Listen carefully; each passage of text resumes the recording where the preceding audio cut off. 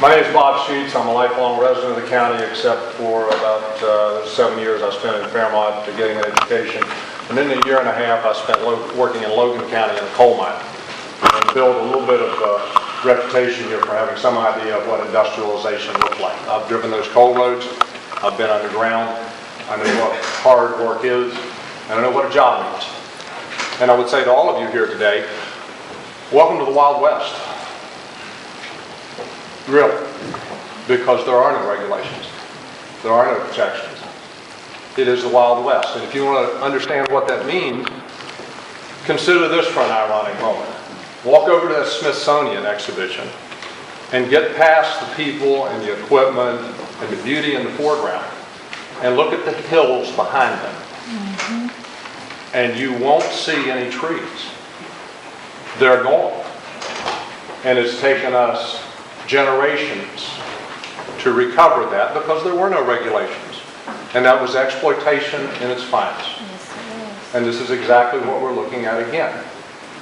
And we can talk about our property rights, but we are facing multinational corporations when they are spending millions of dollars on ads touting the advantage of the energy that we have available and the jobs that they will provide.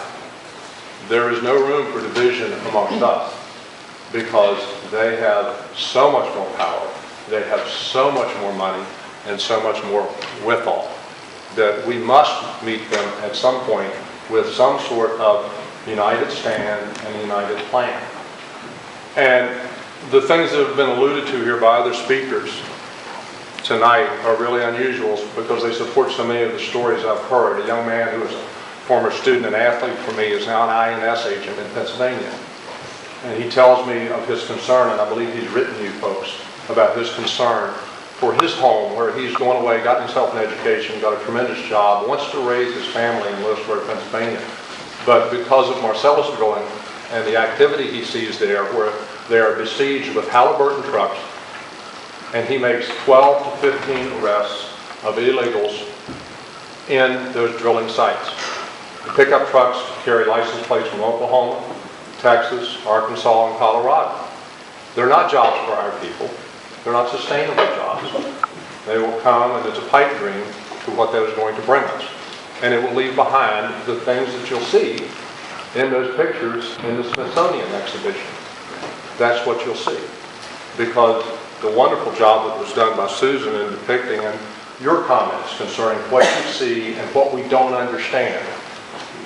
Excuse the illusion, but this is not Fritz well drilling. It's not. It is much more massive in its nature. I was shocked this summer to fly over southern West Virginia for the first time and see mountaintop removal from the air. And it takes your breath away. It really does. Thank you.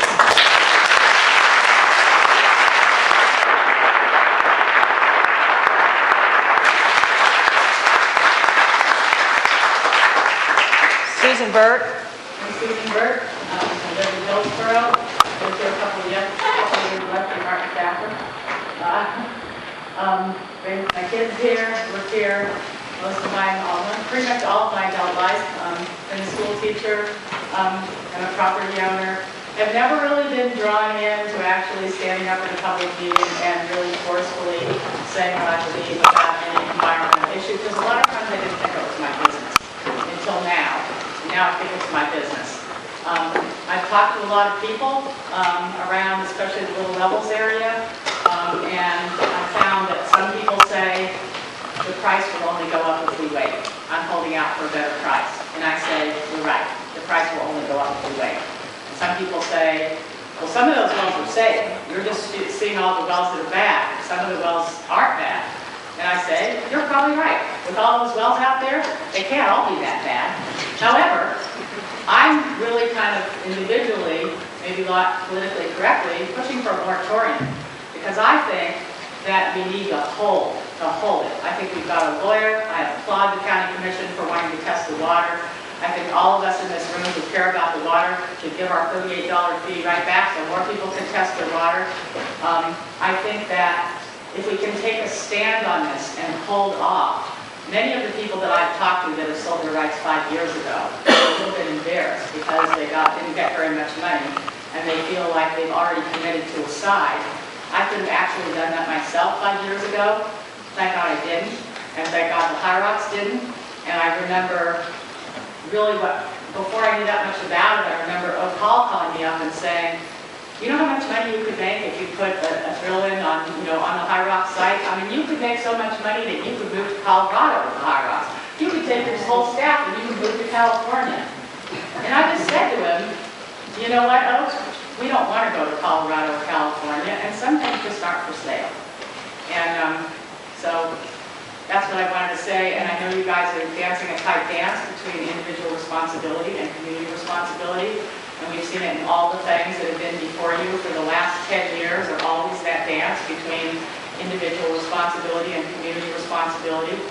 And so I just hope that all of us will really at least go for a moratorium for 2 years and hold off and say we need to test our water, because I don't think they're going to come to do that. I think if we can stand together, we'll at least get a lot more money for it and a lot more technology.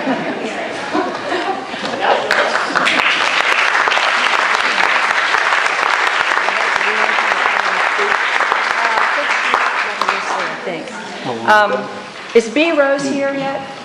Oh, I wish he was. Okay. I told her the wrong time. Yeah, Susan. We can blame Susan. She told him the wrong time. Everyone just blame Susan. But we have. Oh, here he is.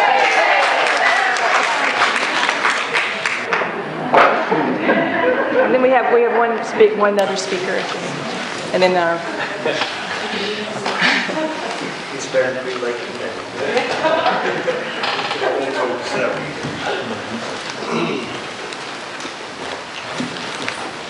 Bill, I have a huge concern, about this drilling, Barcel's drilling.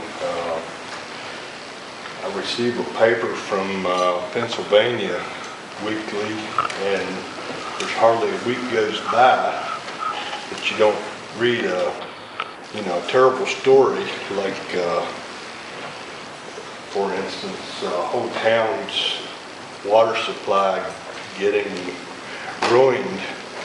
I think one of the towns was a little town called Demock, Pennsylvania.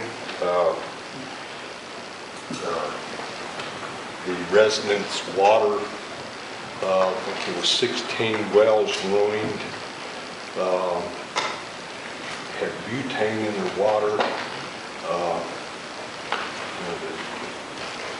just, really horrible stories like that practically weekly. And I just think we need to do whatever we can to put this off, drilling in our area. Thank you.